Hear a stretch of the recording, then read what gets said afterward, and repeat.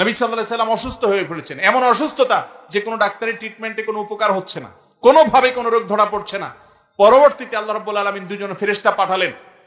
তারা দুজনের একজন তার পায়ের কাছে, আরেকজন মাথার কাছে দাঁড়িয়ে একজন অপরজনকে জিজ্ঞাসা করছেন লোকটার কি হয়েছে। তখন অপরজন জবাবে বলছেন তাকে জাদু করা হয়েছে, সাধারণ কোনো রোগ না। তখন জিজ্ঞেস করলেন যে কে জাদু করেছে, বললে অমুক জাদু করেছে নাম সহকারে। কি দিয়ে জাদু করেছে? তার চুল দিয়ে জাদু করেছে। কোথায় আছে? অমুক কূপের নিচে আছে। এর প্রেক্ষিতে ওই ফেরেশতা আবার জিজ্ঞাসা করলেন তাহলে এখন মুক্তির উপায় কি? তখন বললেন এই কুল হুয়াল্লাহু আহাদ, কুল আউযু বিরাব্বিল ফালাক, কুল আউযু বিরাব্বিন নাস। বিশেষ করে কুল আউযু বিরাব্বিল ফালাক এটা এবং কুল আউযু বিরাব্বিন নাস, এই দুটি সূরা জাদু থেকে মুক্তির জন্য অসম্ভব উপকারী আমল। আর কোন ভাষায় এই ধরনের কোন উপদ্রব থাকলে সূরা বাকারা তেলাওয়াত করা সম্পর্কে হাদিসে নবী করিম সাল্লাল্লাহু আলাইহি ওয়াসাল্লাম বলেছেন যে ভাষায় সূরা বাকারা তেলাওয়াত করা হয় সে ভাষায় দুষ্ট জিন বা শয়তানের উপদ্রব থাকে না। আল্লাহ তাআলা হেফাজত করেন। এবং এই আমলগুলো আল্লাহর কসম করে বলেছি, আমি ব্যক্তিগতভাবে বহুবার অ্যাপ্লাই করেছি, আমল করে দেখেছি, সাথে সাথে উপকার পাওয়া যায়।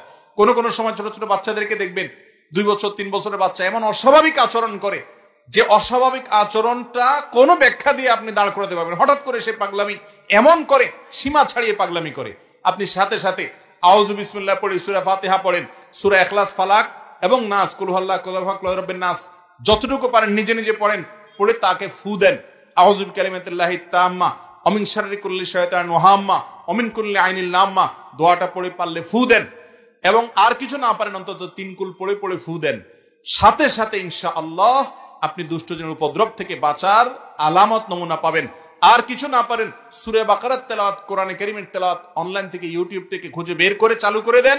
সাথে সাথে দেখবেন যদি ওই জাতীয় সমস্যা হয়ে থাকে দেখবেন সে শান্ত হয়ে গেছে। এবং এটাও ব্যক্তিগতভাবে আমি বহুবার আমল করে দেখেছি। অতএব ব্ল্যাক ম্যাজিক এখন ঘরে ঘরে, দুষ্টজনের উপদ্রব এখন ঘরে ঘরে, যারা সাফার করছে তারা জানেন। আমাদের সবাইকে নবী করিম সাল্লাল্লাহু আলাইহি ওয়াসাল্লামের শেখানো আমলগুলো করতে হবে। আর ব্ল্যাক ম্যাজিকের ট্রিটমেন্টের নামে যা হয় আমাদের দেশে, বিশেষ করে কবিরাজরা যা করে, এদের বেশিরভাগই হলো বাটপার কিসিমের, এদের বেশিরভাগ হলো প্রতারক কিসিমের। এদেরকে বোঝা বড় কঠিন। বিশেষ করে যে লোকগুলো অনেক মোটা অঙ্ক হাঁকাবে এবং ওই 7 ঘাটে পানি 14 ঘাট 14 পুকুরের থেকে অমুকটা তমুকটা, কালো ছাগল, কালো মোরগ, এগুলো আলামত খারাপ।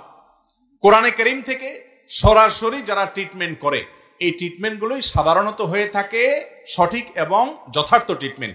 এরকম ঝাড়ফোকালা মানুষ অবশ্যই খুঁজে পাওয়া অনেক কঠিন হয়। আল্লাহ রাব্বুল আলামিন ব্ল্যাক ম্যাজিক সহ জাতীয় যত সমস্যা আছে এগুলো থেকে আমাদেরকে বেঁচে থাকার তৌফিক দান করুন।